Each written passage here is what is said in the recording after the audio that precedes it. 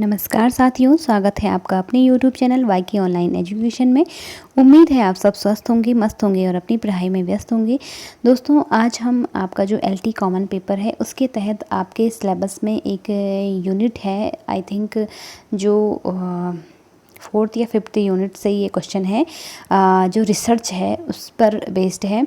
तो आप देख पा रहे होंगे अनुसंधान, तो इसको लेकर के आज हम चर्चा करने वाले हैं। उम्मीद है आप लोगों को ये वीडियो पसंद आएगा और हेल्पफुल लगेगा। तो चलिए स्टार्ट करते हैं आज का ये सेशन। यदि आपने अभी तक चैनल को सब्सक्राइब नहीं किया है तो कर लीजिए, प्लीज़ बेल आइकन भी दबा दीजिए, क्योंकि मैं आपसे जैसे पहले भी कह चुकी हूँ क्योंकि मेरे वीडियोस का कोई फिक्स टाइम नहीं रहता है। मुझे जब भी समय मिलता है मैं आपके लिए वीडियोस देती हूँ। तो आप लोग बेल आइकन प्रेस करेंगे तो उससे जब भी वीडियो अपलोड होगा तो आपको तुरंत ही मिल जाएगा। तो इसलिए और अपने दोस्तों के साथ साथ शेयर करते रहिए। चलिए बढ़ते हैं आगे आज के सेशन में। देखिए, सबसे पहले अनुसंधान के बारे में जान लेते हैं। अनुसंधान एक क्रमबद्ध वैज्ञानिक प्रक्रिया है। अनुसंधान प्रक्रिया को विशिष्ट ढंग से क्रमबद्ध किया जाता है। यह प्रक्रिया कई क्रियाओं के मिलने से पूरी होती है जो परस्पर जुड़ी होती है। तो जो अनुसंधान है ना, जो रिसर्च है, वो एक क्रमबद्ध प्रक्रिया है, एक वैज्ञानिक कहें या क्रमबद्ध प्रक्रिया है, क्योंकि आगे हम जानेंगे इसके चरणों को और उससे हमें और ज़्यादा क्लियर हो जाएगा कि अनुसंधान कहते किसे हैं। ठीक है, चलिए बढ़ते हैं आगे। देखिए, अनुसंधान के चरणों की अगर हम बात करें तो सामान्यतः अनुसंधान के 6 चरण होते हैं। अब क्योंकि हर अनुसंधान अलग अलग प्रकार का होता है, डिपेंड करता है कि आप कौन सा अनुसंधान कर रहे हैं, तो उसके चरण भी उसके हिसाब से ही डिवाइड होते हैं। ठीक है, लेकिन जो बेसिकली अनुसंधान के चरण होते हैं वो कम से कम 6 होते हैं। ठीक, तो सबसे पहले देखिए, अगर आप किसी विषय पर अनुसंधान का मतलब रिसर्च कर रहे हैं तो सबसे पहले आप क्या करेंगे, समस्या का चयन करेंगे कि यानी कि हमें जिस विषय पर रिसर्च करनी है वो समस्या कौन सी है, क्यों उस अनुसंधान करने की आवश्यकता पड़ी। तो सबसे पहला तो हो गया समस्या का चयन, यानी कि सबसे पहले हम क्या करेंगे, अपनी समस्या का चयन करेंगे। उसके बाद दूसरा है परिकल्पना का प्रतिपादन। तो दूसरे में हम क्या करेंगे, जो हमारी शोध की परिकल्पना होगी, जो रिसर्च की परिकल्पना होगी, उसका प्रतिपादन करेंगे। तो इसके बाद तीसरा है शोध की रूपरेखा तैयार करना। तो तीसरे में हम क्या करेंगे, जब हमारा समस्या का चयन हो जाएगा, हमें पता चल जाएगा कि हमारी समस्या क्या है, हमें किस विषय पर शोध करना है, फिर हम अपनी एक परिकल्पना उसके लिए बनाएंगे। फिर हम एक शोध की रूपरेखा तैयार करेंगे कि हमें हमारे जो शोध है वो किस किस विषय पे होने चाहिए, किस किस एंगल से हमें शोध करना है, तो रूपरेखा हो जाएगी। उसके बाद आंकड़ों या डाटा का संकलन करना। तो फिर जिस विषय पे आप शोध कर रहे हैं उसके संबंध में डाटा कलेक्ट करना। ठीक है, मतलब उसकी बहुत डीप स्टडी करना और उसके संबंध में जो भी तथ्य हैं, जो भी साक्ष्य हैं, वो तैयार करना या ढूंढना। फिर अगला है प्रतत्वों का विश्लेषण। तो अब जब आपको इसके विषय में आंकड़े प्राप्त हो जाते हैं तो फिर आप इन आंकड़ों का क्या करेंगे, विश्लेषण करेंगे कि इन आंकड़ों में कितनी तथ्यात्मकता है, कितनी सच्चाई है, फिर उनका विश्लेषण करेंगे।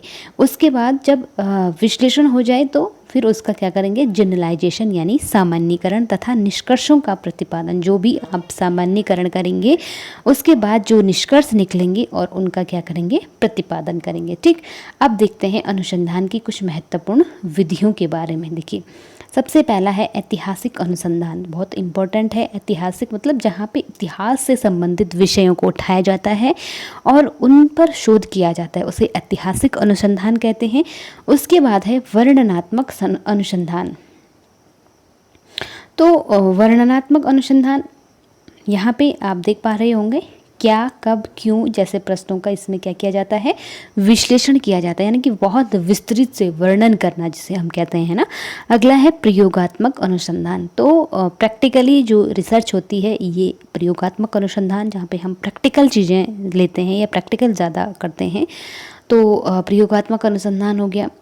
उसके बाद चौथा और सबसे ज़्यादा इम्पोर्टेंट है क्रियात्मक अनुसंधान। मैं आगे बताऊंगी भी कि आपको क्रियात्मक अनुसंधान मतलब क्यों हमारे लिए इम्पोर्टेंट है। ठीक है, इसके बाद देखिए अंतर अनुशासनात्मक अनुसंधान।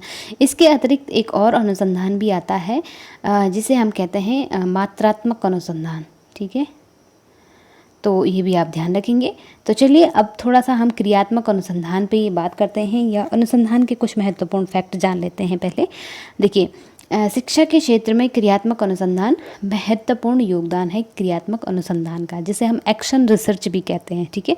तो क्योंकि इसीलिए मैंने आपसे कहा भी था कि क्रियात्मक अनुसंधान आपके लिए बहुत महत्वपूर्ण है, क्योंकि टीचर बनने जा रहे हैं, और टीचर के लिए टीचर भी कहीं ना कहीं अपने में एक अनुसंधान करता होता है, हर टीचर में मतलब कह सकते हैं, क्योंकि इसमें जो होता है ना, स्कूल से संबंधित जो समस्याएं होती हैं, विद्यालय से संबंधित जो समस्याएं होती हैं, मतलब विद्यालय के अंदर, चाहे वो छात्र से संबंधित हो, पाठ्यक्रम से संबंधित हो, या अन्य किसी चीज़ से संबंधित हो, शिक्षण पद्धति से संबंधित हो, ठीक है, कैरिकुलम जो भी चीज़ें होती हैं, एक्टिविटीज़, उनसे संबंधित हो, तो ये रिसर्च जो है शिक्षा के क्षेत्र में ज़्यादातर प्रयोग की जाती है। इसीलिए इसको मतलब शिक्षा की दृष्टि से महत्वपूर्ण माना जाता है, ठीक है।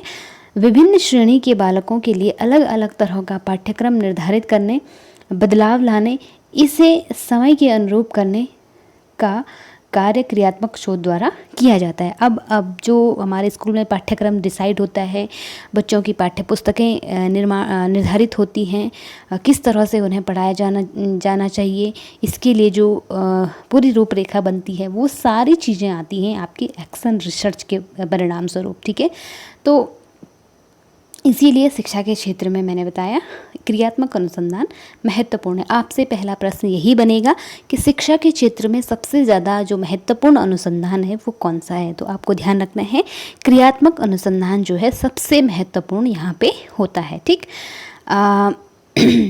इसके पश्चात देखिए, यह शिक्षार्थियों के साथ शिक्षकों की समस्याओं को भी हल करता है। शैक्षिक प्रगति के मूल्यांकन का कार्य भी इस पद्धति द्वारा ही किया जाता है। अब जो शिक्षकों की समस्याएं होती हैं, तो उसमें भी जो है क्या होता है, क्रियात्मक अनुसंधान काम में लाया जाता है, ठीक है। और दूसरा क्या है, मूल्यांकन कार्य, जो आपके रिजल्ट्स वगैरह होते हैं, जो मूल्यांकन कार्य होते हैं विद्यालयों में, कि कोई छात्र मान लो बहुत ज़्यादा मंद बुद्धि है या समस्यात्मक बालक है। आपने तो बीएड, यदि आपने मतलब सभी ने किया होगा, तो बीएड के दौरान हमने पढ़ा भी है कि विशिष्ट बालक जो होते हैं, कोई समस्यात्मक होते हैं, सामाजिक रूप से पिछड़े होते हैं, कोई मानसिक रूप से पिछड़े होते हैं। तो इस प्रकार के जो बालक होते हैं विद्यालय में, उनकी शिक्षा कैसे की जाए, या जो प्रतिभाशाली बालक होते हैं उनको किस प्रकार से ट्रीट किया जाए। तो ये सारी जो चीज़ें आती हैं, इनकी जो समस्याएं होती हैं, इनकी जो सारी एक कह सकते हैं काउंसलिंग जो होती है, तो वो सब जो है, और उसके बाद जो फैसले माफ़ कीजिए, उसके बाद जो फैसले लिए जाते हैं वो सब आते हैं एक्शन रिसर्च के। एक्शन रिसर्च मतलब तत्काल, इसमें किसी व्यक्ति जो इस रिसर्च को करता है वो कोई मतलब प्रोफेशनल रिसर्च करता नहीं होता। जैसे मान लो रिसर्च तो बेसिकली वही करते हैं ना जो पीएचडी वगैरह करते हैं, वो पर्टिकुलरली, क्योंकि वो एक फॉर्मल रिसर्च कर रहे हैं, क्योंकि वो एक पद्धति के तहत रिसर्च कर रहे हैं ना। लेकिन यहाँ पे उनका एक प्रशिक्षण होता है, लेकिन यहाँ पे कोई प्रशिक्षित व्यक्ति आपका रिसर्च करता नहीं होता है। आम जो टीचर हैं, आपके प्रधानाचार्य हैं, या स्कूल के जो कर्मचारी हैं, जो भी इसमें मदद कर सकते हैं, वो सभी मतलब अपने अपने स्तर से यहाँ पे रिसर्च कर सकते हैं, ठीक है। तो इसमें कोई जो शोधकर्ता होता है, जो रिसर्च करता होता है, वो कोई प्रशिक्षित व्यक्ति नहीं होता है। तो सबसे पहली चीज़ तो आपको ये ध्यान रखनी है यहाँ पे, ठीक है। मतलब एक टीचर जब अपने स्टूडेंट पे रिसर्च कर रहा है कि वो कितना प्रतिभाशाली है या कितना मंदबुद्धि है, फिर उसके बाद उसके संबंध में फैसले ले रहा है, तो इसका मतलब वो कोई प्रशिक्षित व्यक्ति नहीं है। वो एक टीचर तो है, लेकिन कहीं ना कहीं वो भी एक शोध करता है, लेकिन उसी को कहते हैं हम क्रियात्मक अनुसंधान, जो एक्शन तत्काल जो होता है, ठीक है। इसके बाद क्रियात्मक अनुसंधान पे कुछ और चीज़ें मैं आपको बता देती हूँ। क्रियात्मक अनुसंधान शोध का ऐसा स्वरूप है जिसमें समस्याओं के सैद्धांतिक अध्ययन के साथ उसकी व्यावहारिक अध्ययन पर न केवल बल दिया जाता है, बल्कि व्यावहारिक पक्ष अधिक हावी हो जाता है।